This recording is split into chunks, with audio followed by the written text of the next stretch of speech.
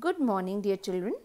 My name is Ritika Kohli, and today I will take you through the first chapter of chemistry of class 7th, that is matter and its composition. In this class, we will just do a part of the chapter. So, to begin with, can you have a look at the few things right in front of you? There is a magazine, a pen, a pencil, a pair of scissors.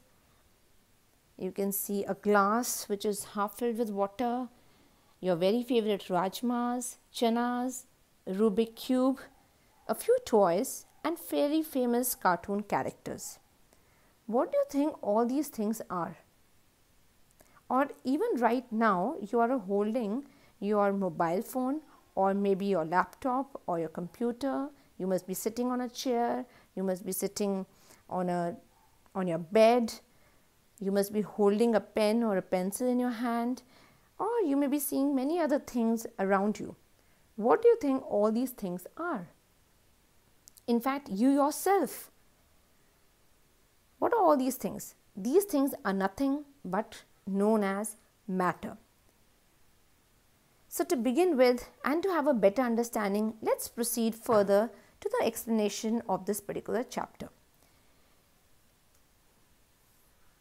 Now, the entire universe is basically divided into two major parts. One is matter and the other is energy. Now, whatever things that you see around yourself, which we just saw, which I just stated in front of you, that means starting from you yourself, that means all the human beings, all plants, all animals. What are they? They are nothing but known as matter. Now, matter is explained on the basis of two properties, which is physical as well as chemical properties. You will learn about them later, but on the basis of physical properties, matter is classified into solid, liquid, gas, plasma and BEC. In class 7, we will be studying about solid, liquid and gases only. Plasma is generally found in stars and in fluorescent light bulbs, and BEC is another state of matter which is still being studied. Now, on the basis of chemical properties, matter is classified into elements, compounds and mixtures. This topic we will be studying in another chapter. Now, the other part in which universe is divided is known as energy. There are different forms of energy: heat, light, sound, magnetism. Now, these are those forms which are not considered as matter. So, what exactly is matter? Anything that occupies space and has mass is known as matter.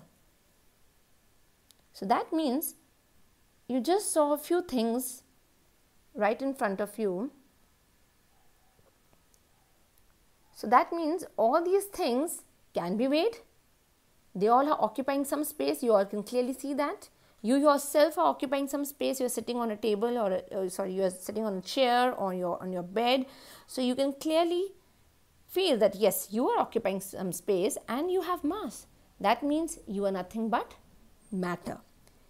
Now, just to state a few examples of matter, all living things, that means plants, animals, human beings, birds, all these are matter. Solid substances, I have written a few examples: ice, table, buildings, and you saw so many solid substances in front of you.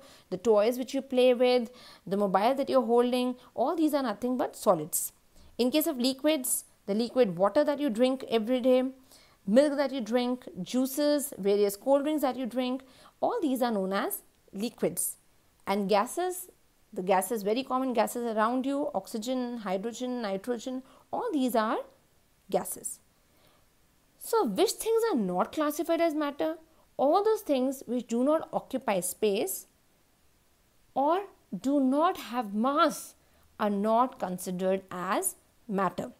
Now, you can see there are a series of examples which I have written over here: heat, light, sound, shadow, magnetism, vacuum, time, temperature, rainbow, reflection, gravity, thoughts, Now, I would like to stress on this particular point. Even right now, while reading or going through this video, you may be having a number of thoughts in your mind.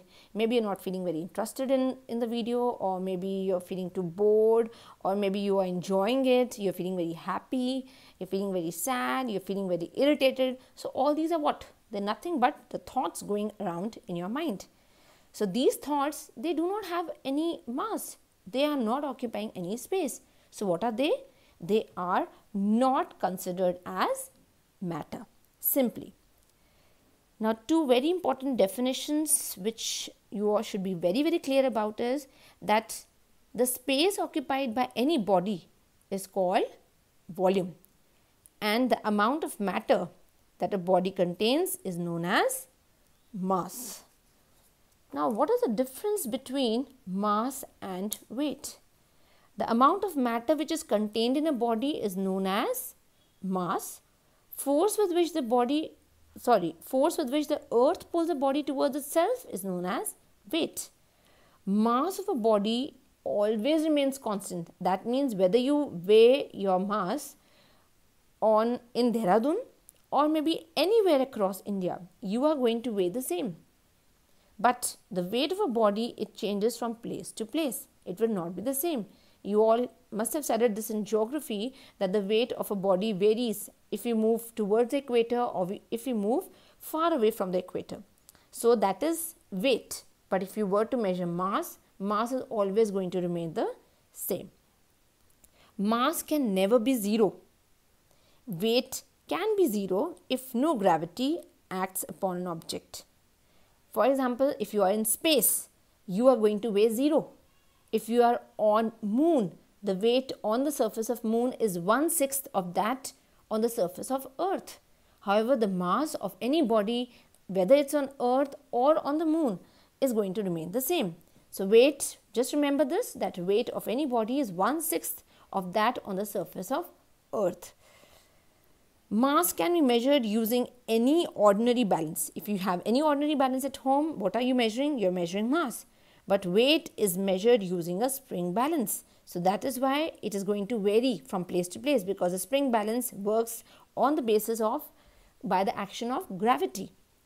Mass is measured in grams and kilograms. However, weight is measured in newtons. Now, these are very, very important points. All points are not mentioned in your books. So, I would request all of you to please note down all these points. Make a note of everything that you are discussing today, in fact.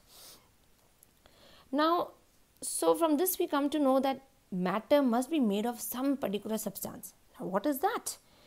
Basic building block of any matter is an atom, which is also known as Parmanu in Hindi.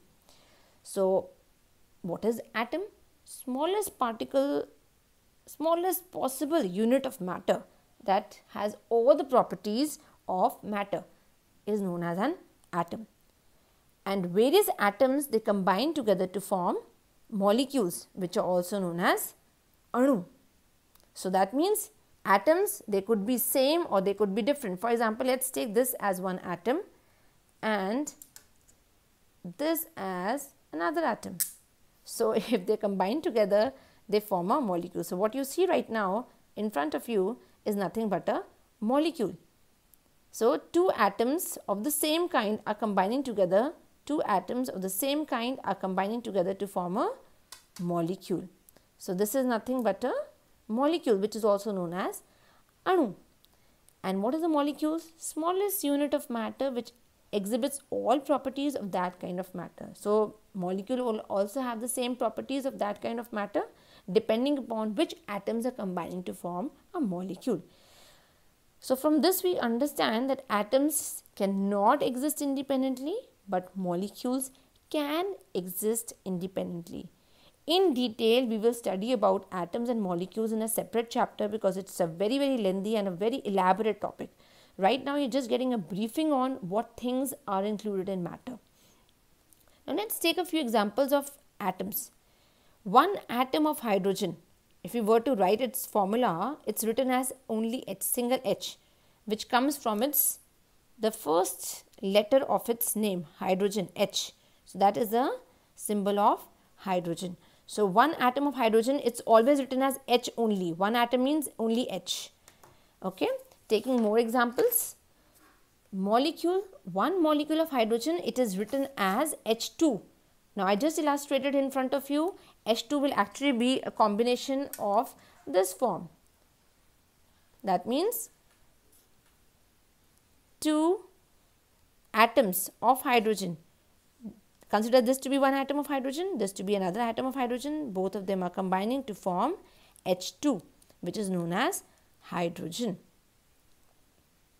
Now one atom of oxygen is written as O and one molecule of oxygen is written as O2. So atom will always be single, but molecules are a combination of atoms. So you can clearly see it's written O2. 2 is always written at the bottom, which actually tells us that it is 2 atoms of oxygen which are combining to form this particular molecule. One atom of carbon is written as C. One molecule of water is H2O. That means 2 atoms of hydrogen combining with 1 atom of oxygen. So just consider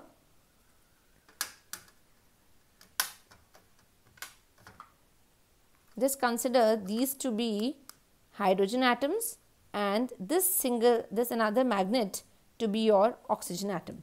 So 2 hydrogen atoms combining with 1 oxygen atom. So this entire thing becomes 1 molecule of oxygen. So this is how we can actually illustrate it with the help of these magnets, that 2 hydrogen atoms, 1 oxygen. So H2O, 2 hydrogens, so H2 and O for this particular magnet. So this is how the formula of water becomes H2O. Carbon dioxide is CO2, 1 carbon atom combining with 2 atoms of oxygen. Therefore, molecules could actually be made up of. So you can clearly see, we saw that O2 was also a molecule, H2 is also a molecule and CO2 is also a molecule. But still there is a difference between the two. This is made up of same kind of atoms. However, H2O and CO2 are made of different kind of atoms. You can clearly see it contains only oxygen atom. This contains hydrogen also and oxygen also. Carbon dioxide contains carbon also and oxygen as well. So molecules, which means anu, are made up of atoms either of the same kind. We have already done examples: oxygen, hydrogen, nitrogen N2, Cl2, chlorine, or atoms of the different kind. That is water H2O, carbon dioxide, nitrogen dioxide, sodium chloride, it is also a molecule, NaCl, the common salt which you eat daily, carbon monoxide, CO, it's a gas, and calcium carbonate, which is basically present in your marble or your chalk that you see in your classrooms. So these all are molecules. So in short, in brief, we can actually say that matter is made up of 2 major components. That means Paramanu and Anu, known as atoms and molecules. So this is actually the most important point in this chapter, that you should know that matter is made up of atoms and molecules. Now to summarize, how do we come to know about atom? Who was the major person behind it? As very, very important for you all to know, and we actually should be proud about it, because it was an Indian philosopher by the name Maharishi Kanada, and he did this in 600 BC. He said that matter consists of indestructible particles called Parmanu. He was the one who called it as Parmanu, where Param means ultimate, Anu means particle. And these do not exist in the free state. They combine with other Parmanus, that means other atoms, to form bigger particles which are known as Anu. Anu means molecule. And there are different types of Parmanu, that means there are different types of atoms. Atoms are not all of the same kind. And he was the first person who is also known as a propounder of atomic theory. Propounder means the person who actually gave the atomic theory. Later, there was a chemist by the name John Dalton, who gave his atomic theory, which is very commonly known as Dalton's atomic theory, about which you will study later in class 8th. Now, who coined the term atom? Because we are very well aware of the term atom, but we are not very, very familiar with the term Paramanu and Anu, which you may have just heard it maybe sometimes on Discovery Channel. However, you should know that Democritus was a person. He was a Greek philosopher. He called Parmanu as atom, which comes from the Greek word atomos, which means indivisible. I hope, children, that you have understood whatever topic I explained you people today. So based upon whatever we have studied today, I have just made a few very small questions for you all, which would be taken up as an assignment. Please note down whatever we have discussed today, plus these questions which I am giving you right now. So you have to name 2 objects made up of each of the following materials: metal, wood, cloth, plastic, leather, glass. You have to name 5 substances or 5 things which are matter and 5 things which are not called as matter. And these are 2 naming questions. Name the smallest particle of matter which can exist independently, the smallest particle of matter which cannot exist independently. And lastly, the last question: if an object weighs 6 Newton on Earth, what will be its weight on Moon? And what will be the change in its mass? So good day, children. I hope you enjoyed the video and you have understood everything that I explained you today. So take care, stay at home and stay safe. Thank you, children.